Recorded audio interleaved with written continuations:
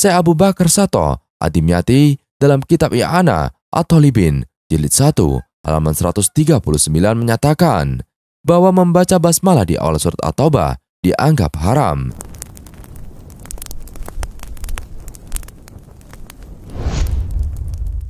Assalamualaikum warahmatullahi wabarakatuh. Sahabat beriman yang dirahmati Allah Subhanahu wa taala. Pada bulan Rajab tahun 9 Hijriah atau 630 Masehi meletus perang Tabuk, yakni perang antara pasukan Islam melawan tentara Romawi di daerah Tabuk, 683 km sebelah barat laut kota Madinah. Kala itu, di musim panas yang kering, Rasulullah Muhammad SAW memimpin langsung 30.000 orang pasukan berangkat ke Tabuk. Mereka ini di kemudian hari disebut dengan Jaisu Usrah akibat kesulitan yang mereka hadapi. Safiur Rahman Al-Mubarakfuri dalam Rahikul Maktum menyebut, kendati tidak sempat terjadi kontak fisik karena pasukan musuh menyerah sebelum bertempur.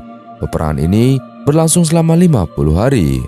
Dengan pembagian 20 hari, Muslim berada di Tabuk dan 30 hari untuk menempuh perjalanan pulang pergi dari Madinah ke Tabuk.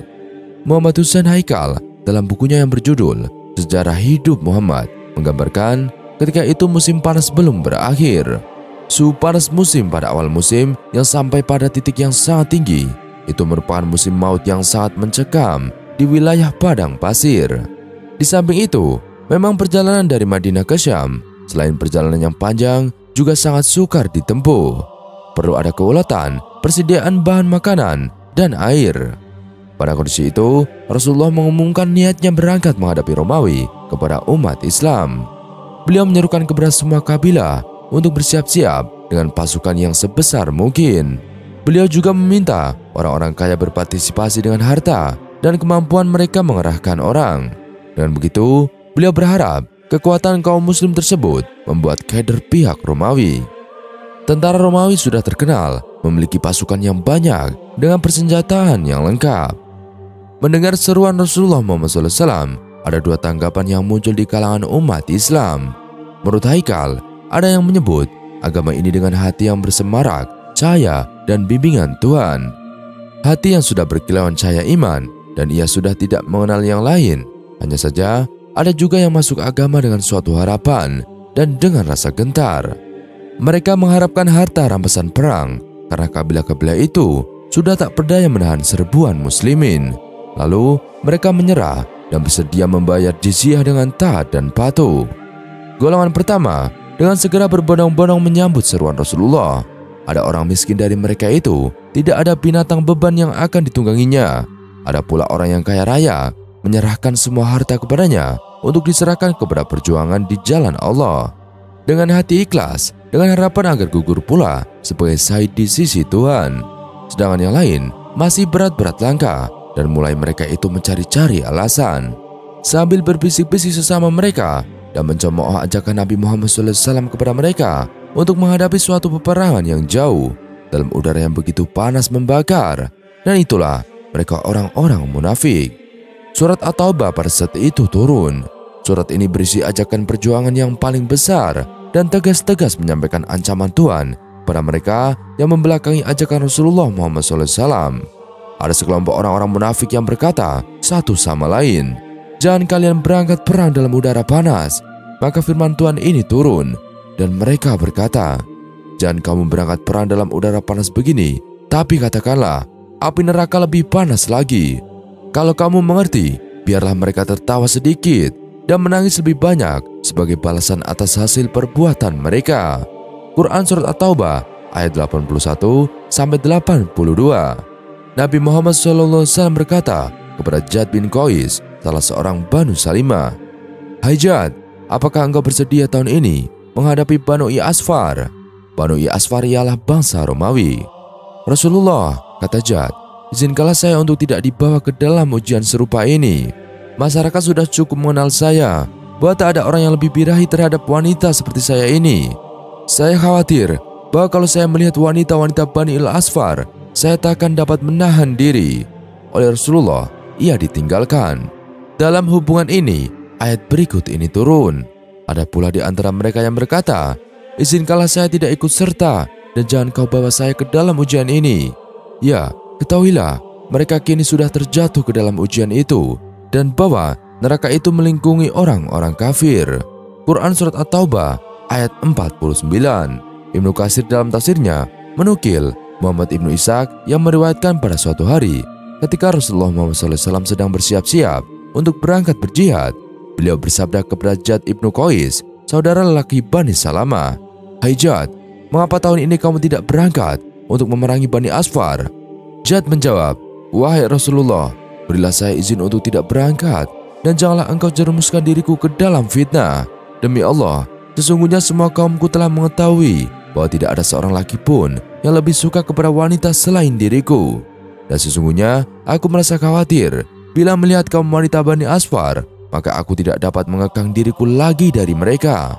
Maka Rasulullah berpaling darinya dan bersabda, "Saya memberikan izin kepadamu untuk tidak berangkat." Sehubungan dengan peristiwa Al-Jad ibnu Qais, inilah diturunkan firman-Nya. Di antara mereka ada yang berkata, "Berilah saya keizinan atau tidak ikut berperang, dan janganlah kamu menjadikan saya terjerumus ke dalam fitnah." Surat At-Taubah ayat 49. Dengan kata lain, sesungguhnya Al-Jad merasa takut terhadap wanita Bani Asfar sebagai alasannya untuk tidak berangkat berperang. Padahal kenyataannya tidaklah demikian.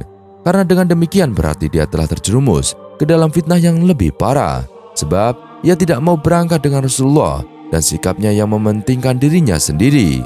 Orang-orang munafik, orang-orang yang memang sudah membawa bibit-bibit kebencian dalam hatinya kepada Rasulullah. Mereka mengambil kesempatan dalam peristiwa ini supaya orang-orang munafik itu tambah munafik dan menghasut orang supaya tinggal di belakang medan perang.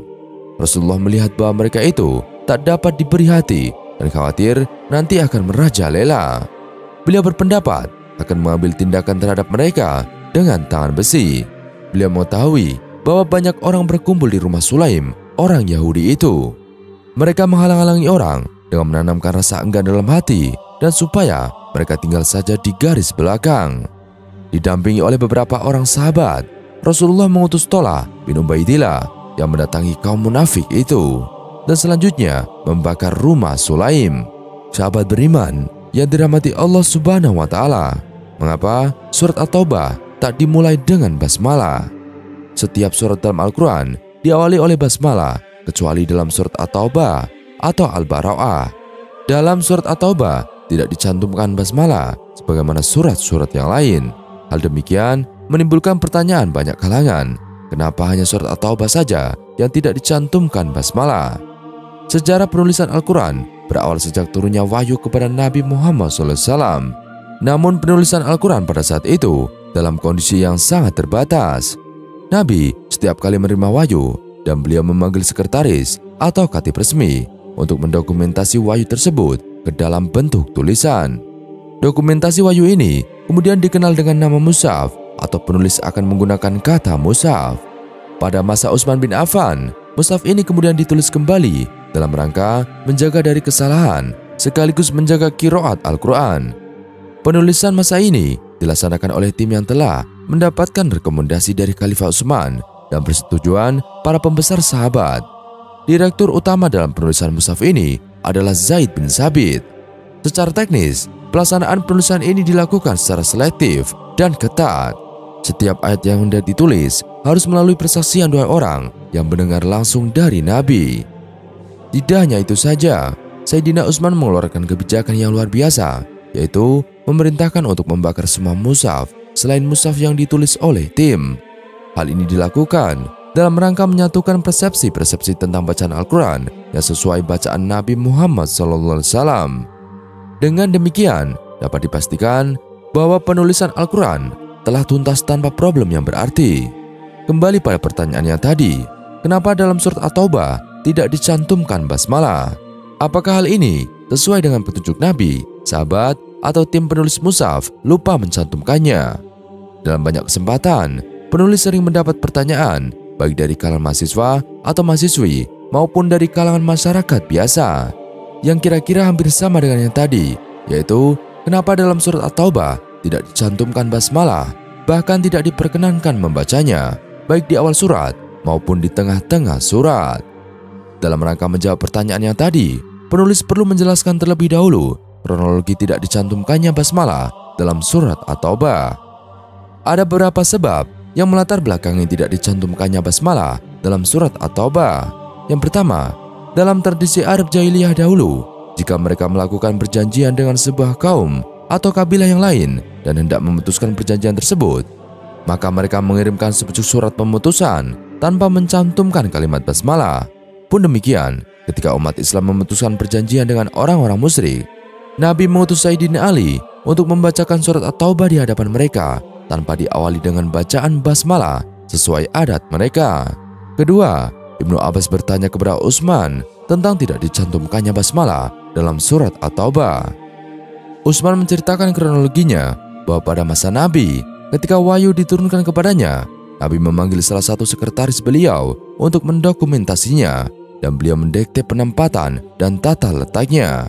Perlu diketahui bahwa surat Al-Anfal termasuk surat yang turunnya awal, sedangkan surat At-Taubah termasuk surat yang turunnya terakhir. Kedua kisah penyajiannya, kedua surat di atas mirip dan hampir sama. Dalam hal tersebut, Nabi tidak menjelaskan bahwa surat Al-Anfal bagian dari surat At-Taubah.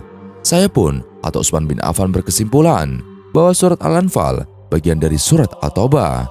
Oleh karena itu, Utsman bin Affan urutkan kedua surat tersebut tanpa mencantumkan basmalah. Ketiga, pada kekhalifahan Utsman, para sahabat berselisih pendapat tentang surat At-Taubah.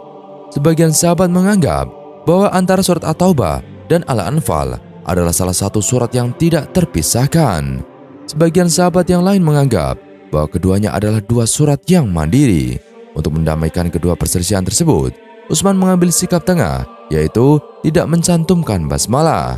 Tujuannya adalah agar kedua belah pihak yang berselisih dapat saling menerima. Dari pihak yang menganggap keduanya, Al-Anfal dan At-Taubah, satu surat, tidak keberatan karena tidak dicantumkan basmalah.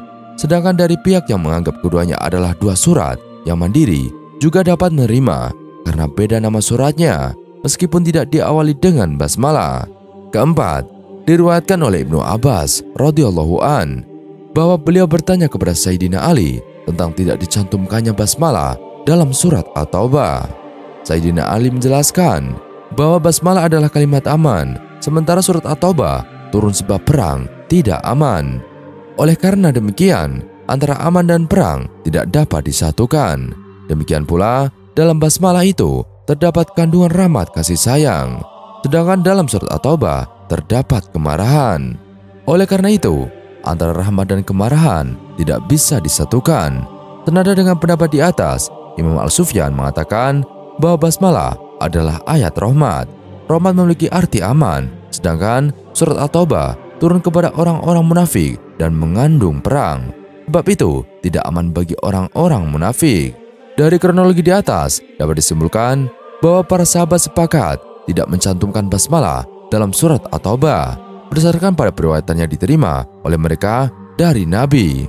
Pun demikian, Nabi ketika menerima ayat tersebut dari Jibril tidak disertai basmalah. Hal ini juga dibuktikan bahwa tidak ada satupun ahli qira atau sabah atau qiraat 7 maupun qiraat asra atau qiraat 10 yang meriwayatkan membaca basmalah di awal surat At-Taubah.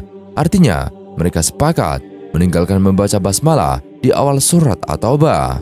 Dalam ilmu qiraat, dasar utama dalam membaca Al-Quran adalah bersumber dari Nabi. Sebab dalam membaca Al-Quran tidak ada istilah qiyas. Wallahu alam. Sahabat beriman yang dirahmati Allah Subhanahu wa Ta'ala, hukum membaca basmalah ketika membaca surat At-Taubah dalam pandangan ulama. At-Taubah merupakan surat ke-9 dalam Al-Quran. Surat ini tergolong unik karena tidak diawali dengan lafal basmalah sebagaimana surat-surat lainnya. Keunikan ini tentu saja mendapatkan perhatian khusus dari para ulama yang pakar dalam bidang ulumul Quran dan hadis untuk melakukan penelitian. Dalam literatur klasik yang diutus para ulama generasi salaf, banyak yang membahas penyebab surat tersebut tidak diawali dengan lafal basmalah. Demikian juga tentang hukum membaca basmalah ketika membaca surat At-Taubah. Para ulama juga membahas tentang hukumnya. Lalu, bagaimana hukum membaca basmalah ketika membaca surat At-Taubah ini? Dan apa yang menyebabkan surat ini tidak diawali dengan basmalah? Menurut Kiai Haji M. Syafi'i Az-Zami dalam buku 100 Masalah Agama, Kudus, Menara Kudus, 1982, halaman 128, bahwa para ulama fikih, tafsir, atau para muhadisin telah sepakat bahwa membaca basmalah pada awal surat At-Taubah atau Baro'ah hukumnya terlarang. Kendati terlarang, para ulama berbeda pendapat terkait konsekuensi dari dilarang tersebut. Apakah maksud dari terlarang itu haram, atau justru terlarang itu maksudnya adalah makruh? Dalam hal ini, para ulama tidak ada kesepakatan terhadap hukum membaca basmalah di awal surat At-Taubah tersebut. Syekh Abu Bakar Sato Ad-Dimyati dalam kitab I'anah At-Thalibin jilid 1 halaman 139 menyatakan bahwa membaca basmalah di awal surat At-Taubah dianggap haram, sementara di tengah surat tersebut dihukumi sebagai perbuatan makruh. Sementara itu, dalam kitab Al-Budur Az-Zahirah Fikiroti Al-Asar Al-Mutawatirah jilid 1 halaman 13 karya Abdul Fattah Al-Qadi menyebutkan para ulama berbeda pendapat tentang hukum membaca basmalah di awal surat At-Taubah. Ibnu Hajar dan Al-Khatib berpendapat bahwa basmalah itu haram dibaca di awal surat At-Taubah karena surat tersebut turun dalam konteks perang, sedangkan Al-Ramli dan pengikutnya berpendapat bahwa basmalah itu makruh ketika dibaca di awal surat At-Taubah, tetapi tidak haram. Pada sisi lain, terkait membaca basmalah di tengah surat At-Taubah, para ulama juga berbeda pendapat tentang konsekuensi hukumnya. Ibnu Hajar dan Al-Khatib berpendapat bahwa basmalah itu makruh dibaca di tengah surat karena tidak ada dalil yang menunjukkan bahwa hal itu dianjurkan. Sedangkan Al-Ramli dan pengikutnya berpendapat bahwa basmalah itu sunnah dibaca di tengah surat karena basmalah merupakan doa dan zikir yang baik. Syekh Abdul Fattah Al-Qadi menjelaskan, ulama berbeda pendapat tentang hukum membaca basmalah pada surat At-Taubah. Ibnu Hajar dan Al-Khatib berpendapat bahwa basmalah haram dibaca di awal surat Taubah dan makruh dibaca di tengahnya. Sementara itu, Al-Ramli dan para pengikutnya berpendapat bahwa basmalah makruh dibaca di awal surat At-Taubah dan sunnah dibaca di tengah At-Taubah, sebagaimana sunnah dibaca di tengah surat-surat lainnya. Sementara itu, Imam Syaukani dalam kitab Naitul Autar jilid 2 halaman 218 mengatakan bahwa basmalah bukan bagian dari surat At-Taubah dan Al-Anfal. Oleh karena itu, tidak perlu dibaca ketika hendak memulai membaca surat At-Taubah. Pendapat ini diriwayatkan oleh Ibnu Abbas, Ibnu Umar, Ibnu Zubair, Tawus, atau Makul, Ibnu Mubarak, dan sejumlah ulama lainnya. Pendapat ini juga diriwayatkan dari Imam Ahmad, Ishaq, Abu Ubaid, sejumlah ulama Kufah dan Makkah, dan mayoritas ulama Irak. Pendapat ini juga diriwayatkan oleh Al-Khatib dari Abu Hurairah dan Sa'id bin Jubair. Imam Syaukani menjelaskan, para ulama berbeda pendapat apakah basmalah itu merupakan ayat dari surat Al-Fatihah saja atau dari setiap surat, atau bukan merupakan ayat sama sekali. Pendapat pertama, basmalah merupakan ayat dari surat Al-Fatihah dan dari setiap surat kecuali surat At-Taubah. Pendapat ini dipegang oleh Ibnu Abbas, Ibnu Umar, Ibnu Zubair, Tawus, atau Makul, Ibnu Mubarak, dan sejumlah ulama lainnya. Pendapat ini juga diriwayatkan dari Imam Ahmad, Ishaq, Abu Ubaid, sejumlah ulama Kufah dan Mekah, dan mayoritas ulama Irak.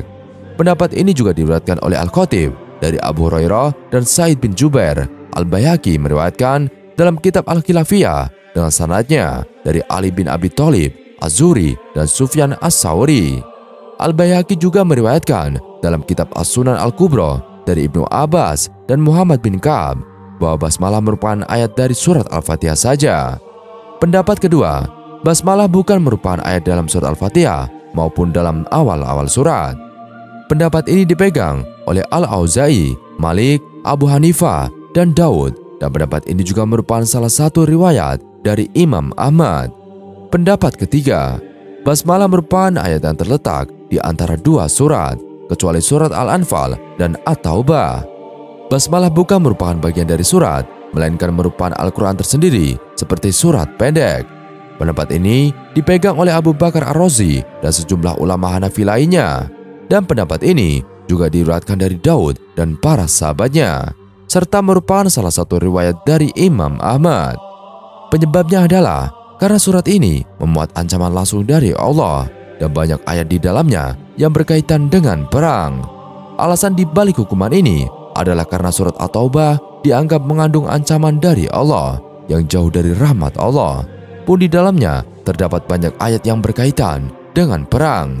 Oleh karena itu, dikhawatirkan bahwa membaca basmalah di awal surat ini dapat dianggap tidak pantas atau tidak sesuai dengan konteks bacaan basmalah yang mengandung rahmat dan kasih sayang Allah, yang artinya perang dan ancaman dalam surat ini mungkin membuat pembacaan basmalah di awal surat dianggap tidak tepat.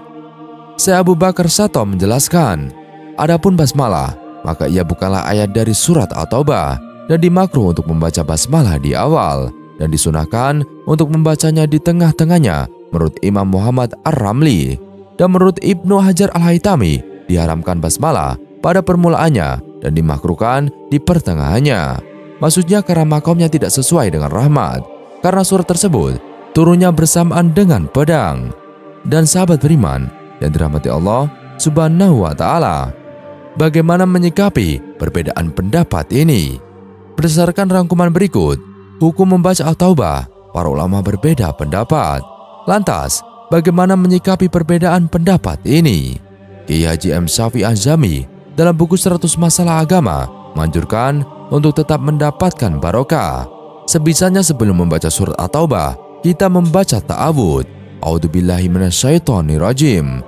Sebab bacaan ta'awudz merupakan zikrullah atau zikir kepada Allah.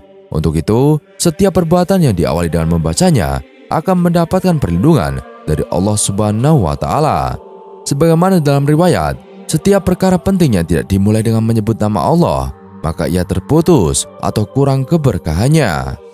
At-Taubah ayat 122 beserta artinya.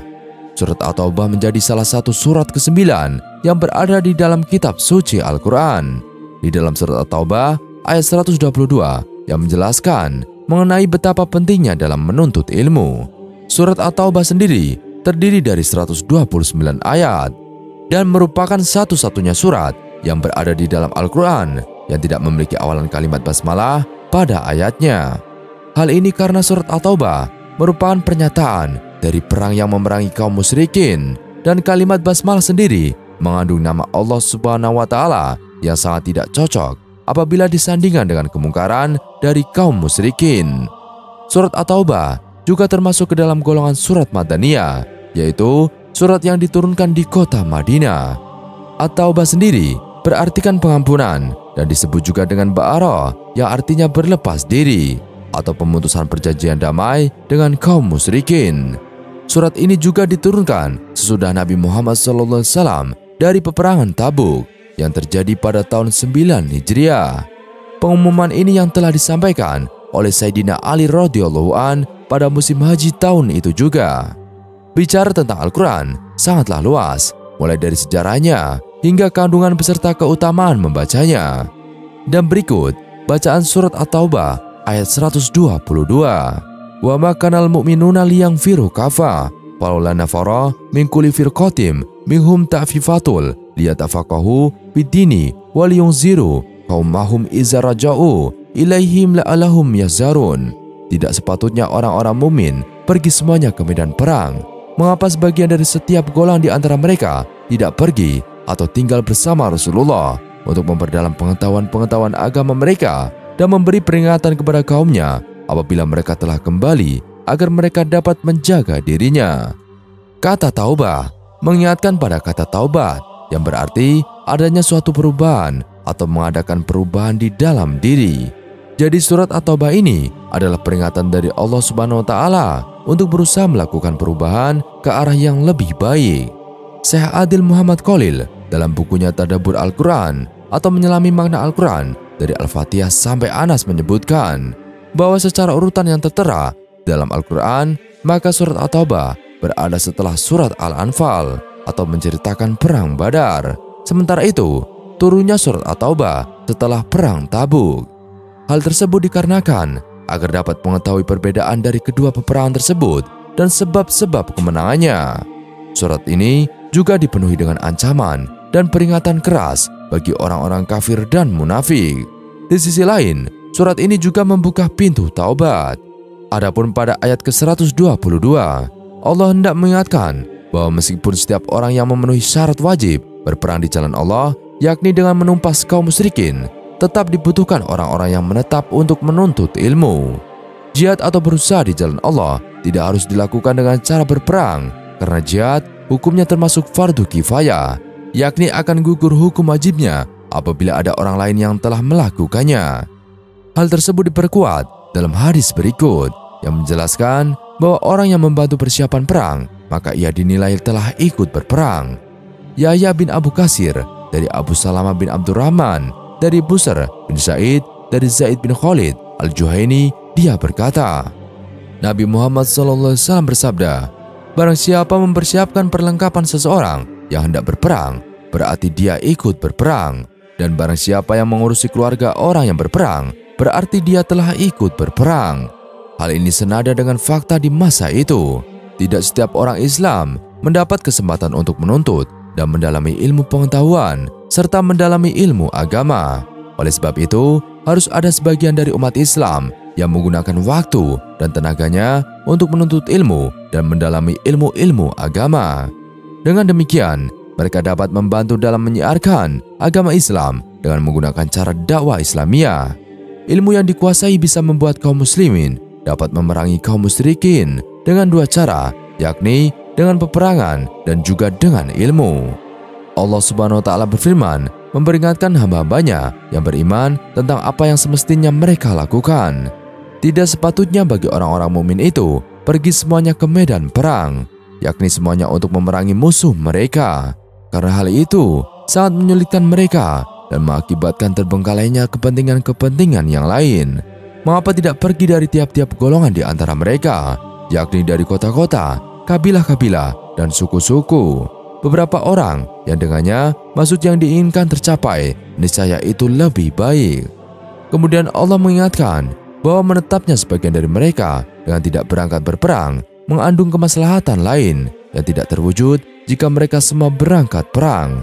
Dia berfirman untuk memperdalam pengetahuan mereka, yakni orang-orang yang tidak berangkat, tentang agama, dan untuk membuat peringatan kepada kaumnya apabila mereka telah kembali kepadanya, yakni agar mereka belajar ilmu syar'i, mengetahui makna-maknanya, memahami rahasia-rahasianya, dan mengajarkan kepada selain mereka, dan agar mereka dapat memberi peringatan kepada kaumnya jika mereka kembali kepadanya. Ini mengandung keterangan tentang keutamaan ilmu, khususnya pemahaman dalam agama, dan bahwa ia adalah perkara terpenting, bahwa siapa yang mempelajari ilmu, maka dia harus menyebarkannya dan mengajarkannya kepada manusia serta memberi nasihat kepada mereka dengannya. Karena menyebarnya ilmu dari seorang alim adalah termasuk keberkahannya dan pahalanya yang berkembang. Adapun seorang alim yang hanya membatasi ilmu pada dirinya telah mendakwahkannya kepada jalan Allah dengan hikmah dan nasihat yang baik, serta tidak mengajarkannya kepada orang-orang bodoh yang tidak mengerti, maka manfaat apa yang didapat oleh kaum muslimin darinya? Apa hasil dari ilmunya? Akhirnya, dia mati dan ilmunya pun mati bersamanya. Dan ini adalah hasil dari orang yang diberi ilmu dan pemahaman oleh Allah, tetapi tidak mau mengajarkannya.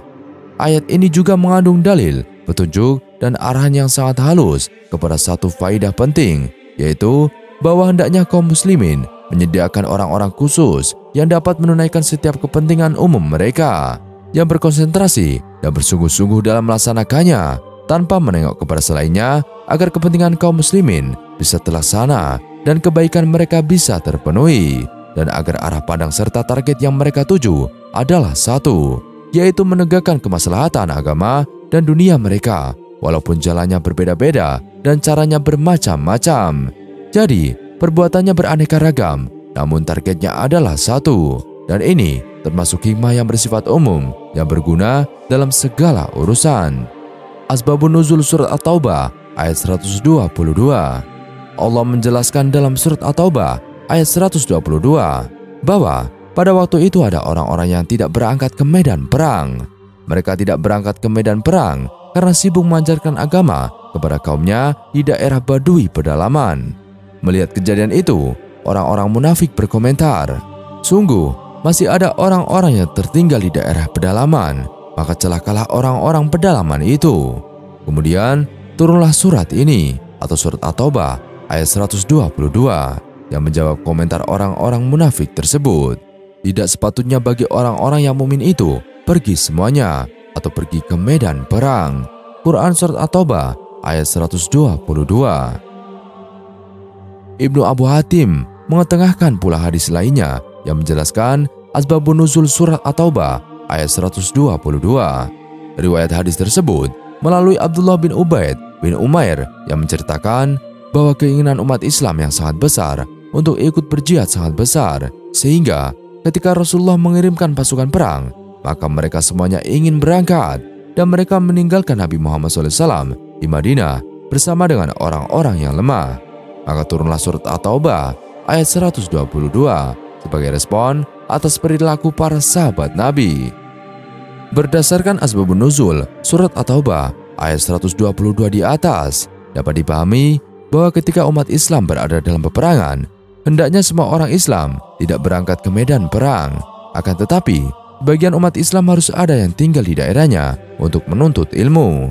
Para sahabat yang tidak berangkat ke medan perang bertugas menuntut ilmu dan mendalaminya dengan tekun agar ajaran-ajaran agama itu dapat diajarkan secara merata dan dakwah dapat dilakukan dengan cara yang lebih efektif dan bermanfaat, serta kecerdasan umat Islam dapat ditingkatkan.